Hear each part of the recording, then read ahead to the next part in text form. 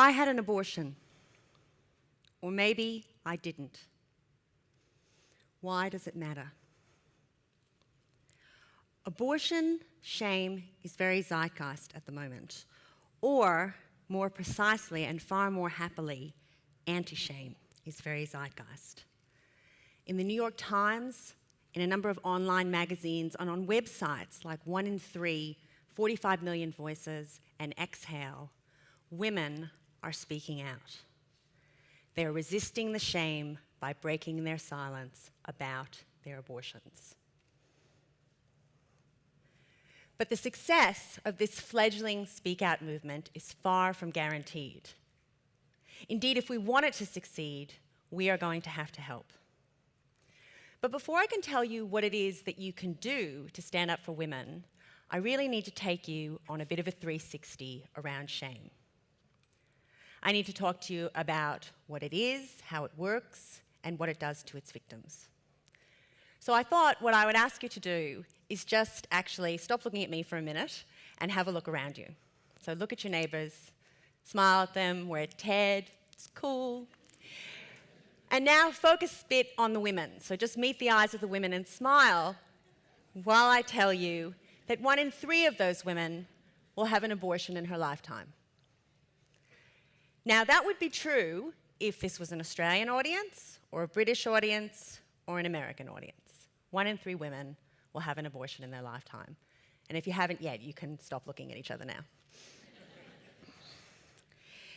Now, there are a lot of ways that I could have made that point. I could have thrown something like this up on the screen, and I could have said 1 in 3 Australian, American, and British women will have an abortion in their lifetime.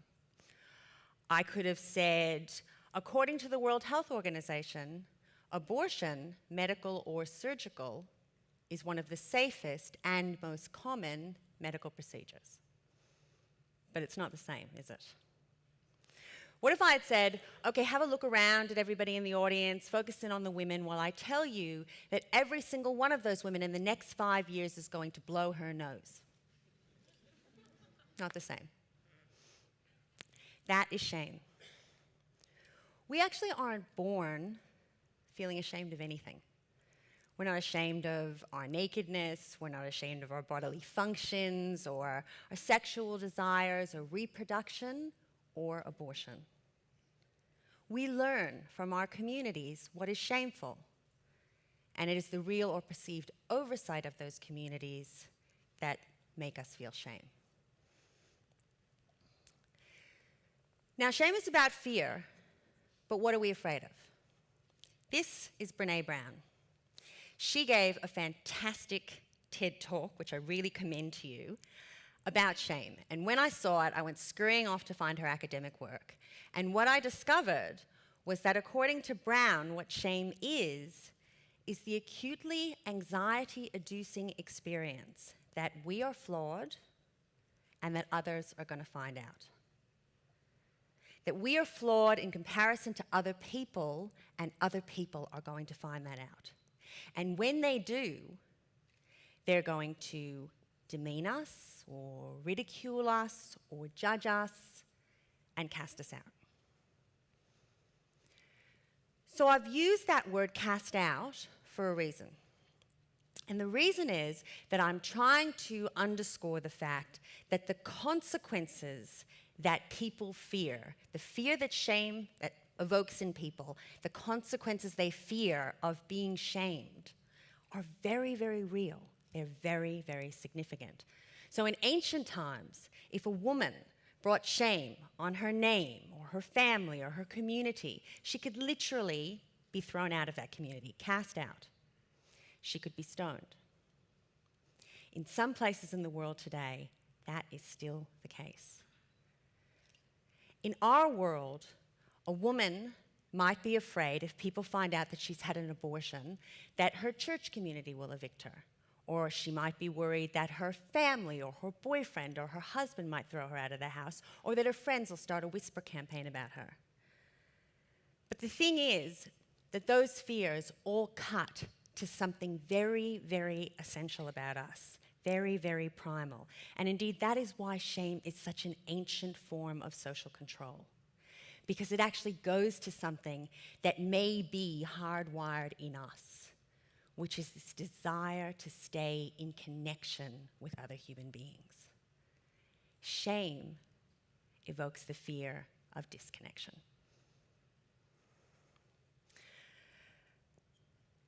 I had an abortion, or maybe I didn't.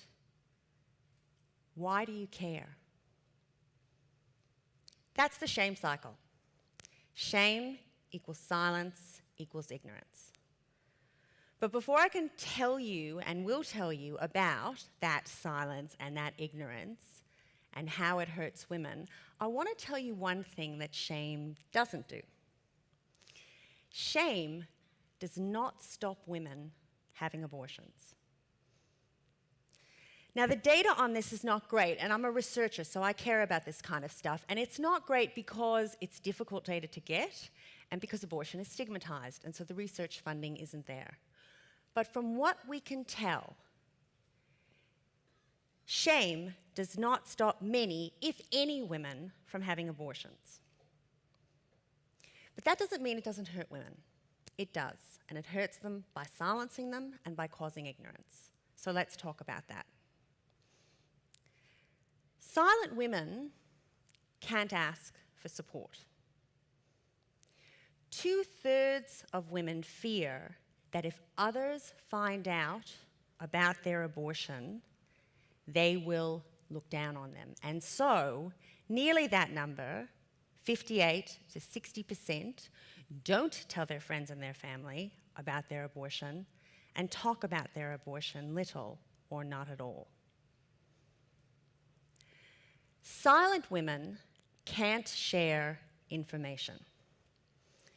So if I reach out to someone and say, oh my God, I'm pregnant when I don't want to be, I don't know what to do, and someone says to me, oh, you know, that's terrible, like that happened to me too, and here's how I felt, and here's how it went, and I went to this clinic and it was terrific, or I went to that one and it wasn't so good, but whatever you do, if you go to this one, be really careful, because across the street, there's a building that's dolled up to look like the abortion clinic, but it's actually not an abortion clinic at all.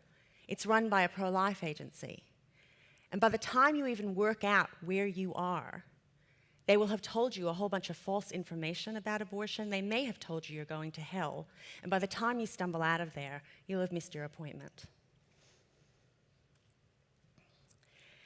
Silent women don't ask for the laws they need and deserve. And indeed, this was actually how I came into the shame issue, because I am an abortion rights activist. And in order to change the laws, to try to get things out of the law that hurt women, to try to put things into the law that protect women, I actually need to raise awareness amongst decision makers and amongst the public that there is a problem. So if you think about any news item that you've ever seen or a newspaper article about some broad social issue, you'll see that it starts with a story.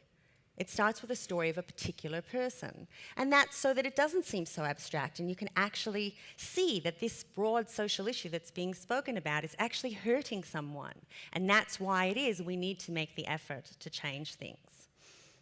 But if I can't get women to tell their stories, I can't get things in the media. Or if I do get them in the media, I get them buried at the back of the news bulletin or the back of the paper where they have less influence. I couldn't even get women to come to Canberra and talk to politicians. And that means it's really hard for me to make some of the changes that I want to make.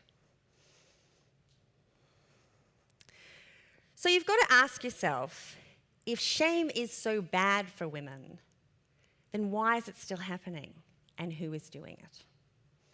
Well, the answer to who's doing it is the shame stokers.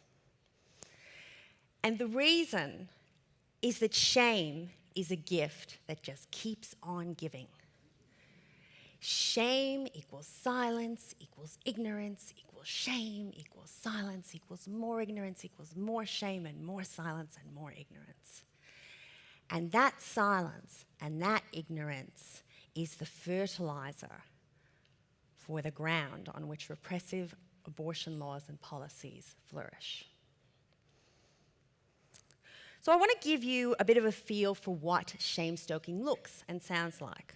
Because the weird thing is that women who've had abortions can hear it, and it is around us all the time. But people who aren't tuned into it can't hear it. So it's really important that you see it, you hear it, and you recognize when it's about. Okay, so here's some examples. And I should say to you that I could have picked from thousands. So this is really just a tasting plate. A legacy of unutterable shame. That was said by an Australian health minister who said that Australia's abortion rate was a national tragedy that left a legacy of unutterable shame. Vaginally penetrated when they got pregnant. This was said very recently by an American legislator who was one of a number who's trying to change laws, and indeed some of these laws have been successfully implemented, that require a woman who is seeking abortion to have an ultrasound. But you see, most women who have abortions have them very early on in pregnancy, which means that kind of usual ultrasound doesn't work. You can't see anything, it's all just too small.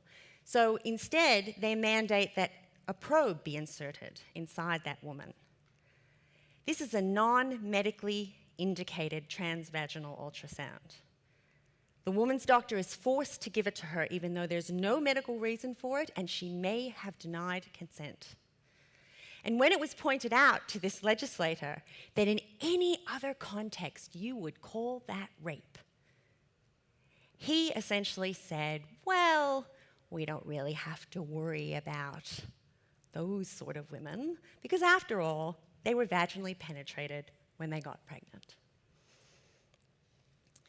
And our final shame-stoking is abortion is a worse moral scandal than priests sexually abusing young people. This was said by a Catholic archbishop, again not long ago, to a group of young people. And I just want to stop for a minute on this one and just underscore what is really being said here.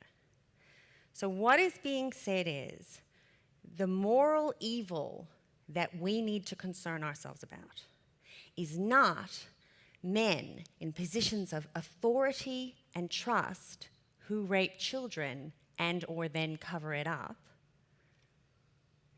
The real moral problem of our time is women who have abortions. So there's a couple of messages that the shame-stokers are sending us there. One message is direct to women who've had abortions. So what they're worried about is if they talk about their abortion, they'll be shamed and judged and cast out. And the shame-stokers are saying to them, you bet your life you will. You put your head above the parapet, Missy, and we will kick you in the teeth. And the second message the shame-stokers are sending is to all of us. And it's really a lesson worth learning. And it is this, that if you don't tell your own story, other people will tell that story for you. Silence does not stay silent for long. So, this is an optimistic challenge, right? And I've just dragged you right down into the mud. But do not worry because we are heading up. And the reason we are heading up is because there is absolutely nothing that I have just told you that you cannot do something about. You bet. You bet. Communities cause shame, and communities can stop it. So let's talk about what you can do. Reach out. Women who've had abortions who feel supported experience less shame, and less of shame's noxious downstream consequences. So let the women in your world know that you are not a shame-stoker.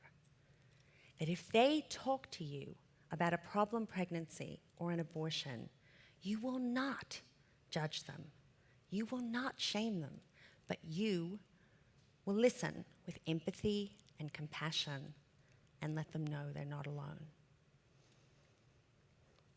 You can dance.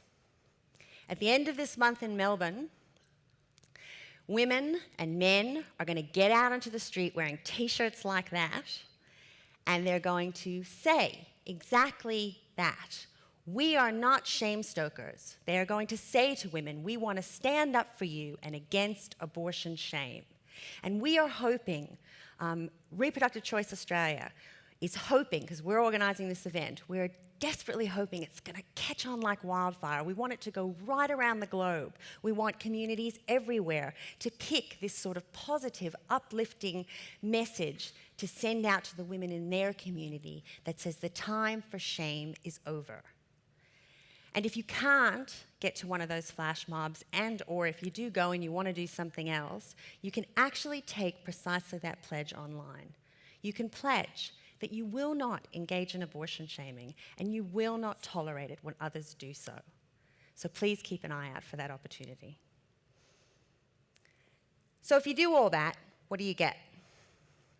So instead of this negative downward cycle of shame equals silence equals ignorance, which causes more shame and more silence and more ignorance, you get an upward spiral.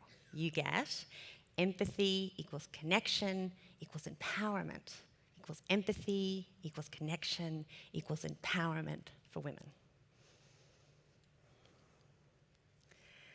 So some of you may have seen this.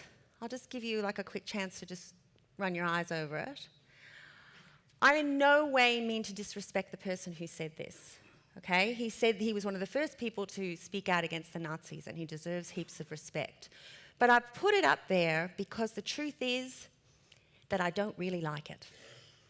And I don't really like it because even though it's true, even though it is true that one of the reasons we act morally is because we're worried that if we don't stand up for people, women who have abortions say, that women who have abortions won't stand up for us. That is true.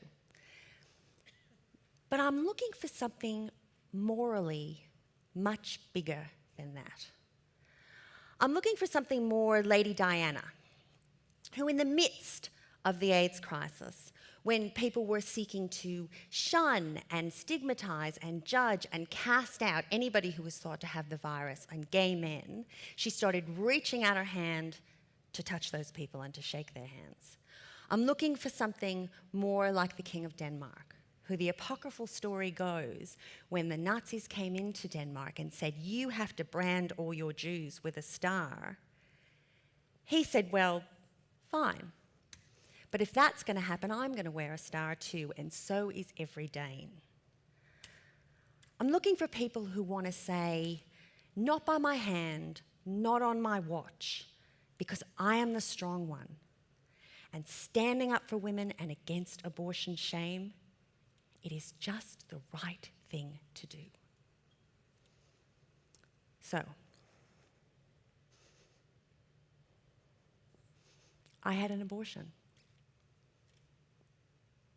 Or maybe I didn't. But I hope by now you know that it doesn't matter either way, because we won't be silent anymore. Thank you.